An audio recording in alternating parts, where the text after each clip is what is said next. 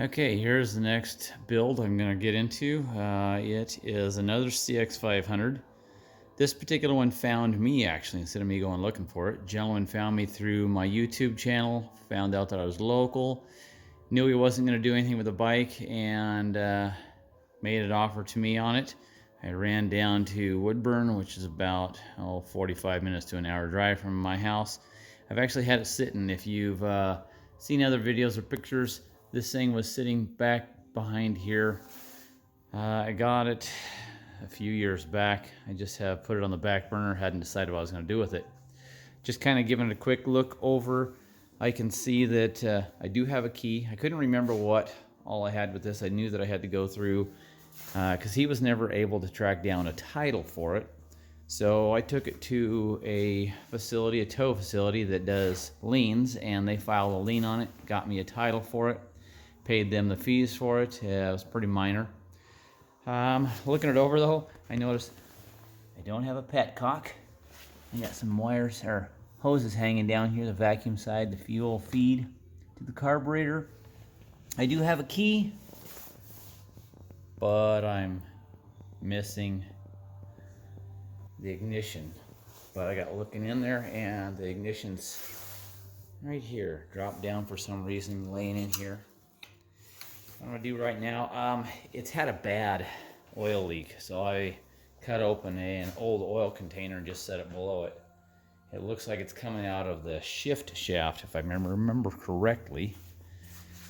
First thing I'm gonna do is hook a battery up to it, check the wires, see if I can get the ignition to turn on, and check for spark and then compression.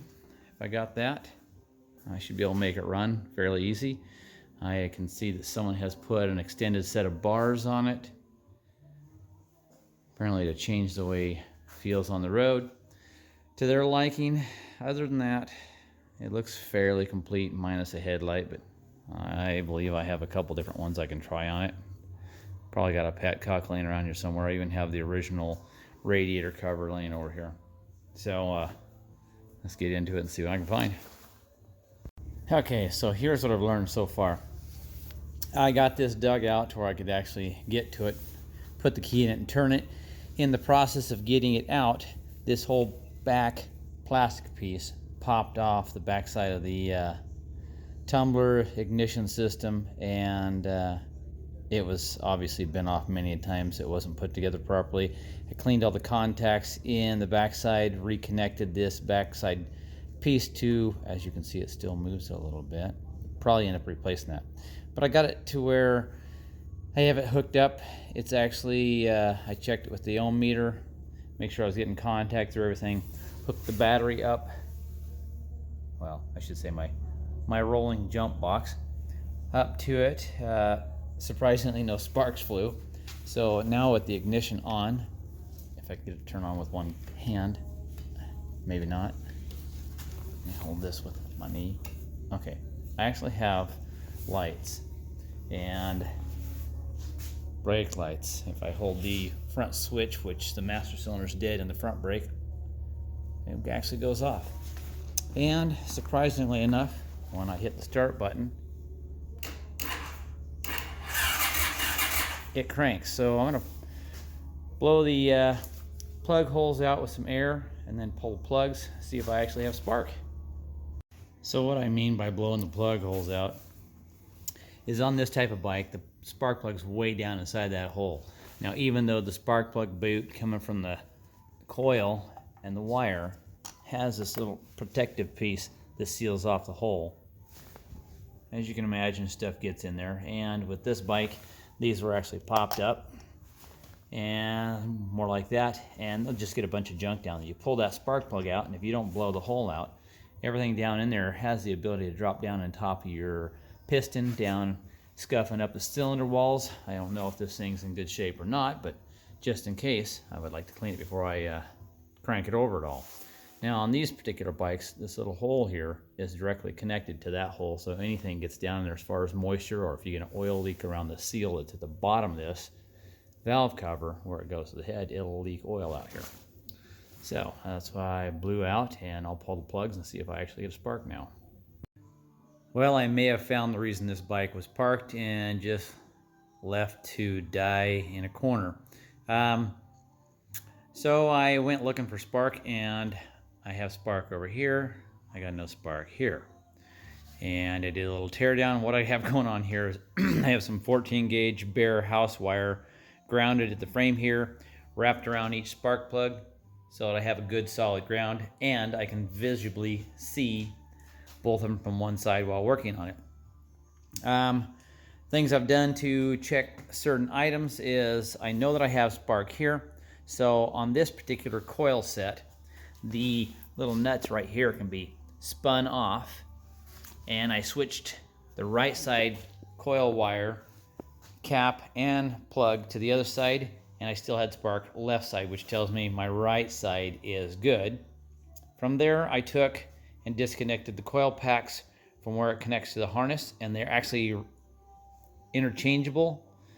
My spark moved to the right side, which tells me that the coil pack for the right side is good, but leading up to this point here is where the problem's at. Come back on this system. This is not a CDI, it's a T transistored system, and it uses these little pieces called spark boxes. I switched the spark boxes over, and I identified which one was left and which one was right. And when I put the right side spark box on the left side, I still get a spark on the left side. So that still tells me I have problems elsewhere. From that point, there's a there's a connection here that goes down to the ignition pickup coils, which are buried behind this little cover.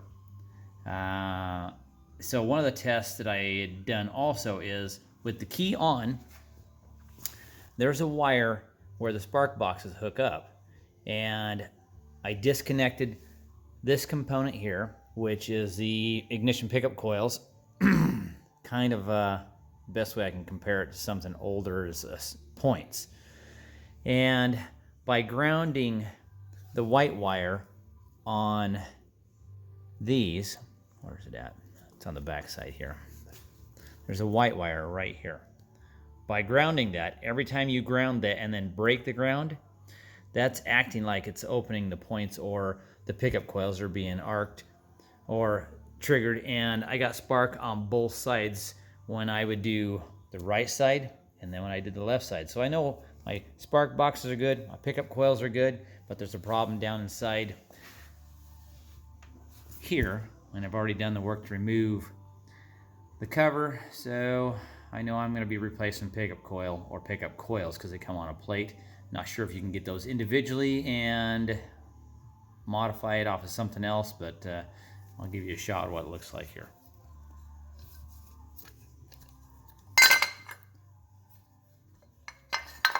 Okay, on a CX500, pickup coils look like that. There they are. They are the little, oh goodness, dropping this thing, trying to get this wire held out of the way.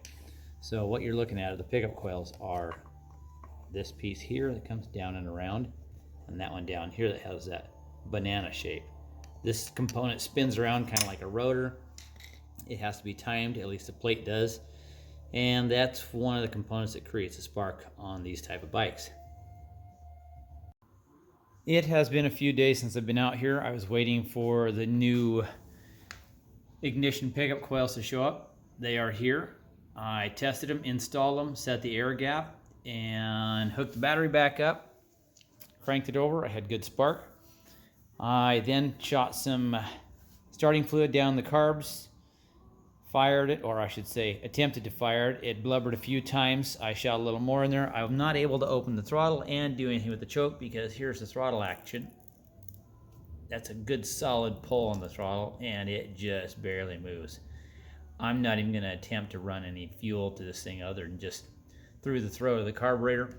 The choke cable is seized, or possibly the choke itself. No, that one moves, so it's cable. I'm going to end the video here. At least I got it to spark. Pull the carbs off, clean those out, go through them, rebuild them, and put it back together, run some fresh fuel line to it. Get it started and idle before I go any further with this. I'll catch you on the next video.